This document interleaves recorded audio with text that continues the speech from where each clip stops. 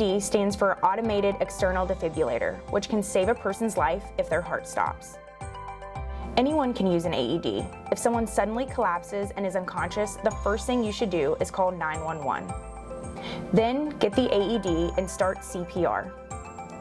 The AED should be kept in a place that's easy to access because time is important. Once you have the AED, turn it on. Each AED comes with step-by-step instructions and will prompt you with commands to show you what to do. Attach the AED pads to the skin on the chest. There are different sizes for children or adults. Undo the cover on the back of the pad. Place one on the upper right-hand side of the person's chest. Place the other on the lower left-hand side of the chest. Apply pads to patient's bare chest. Tell everyone to stand clear. Do not touch the patient. The AED will analyze if the person needs a shock. Make sure again that no one is touching the person and press the shock button.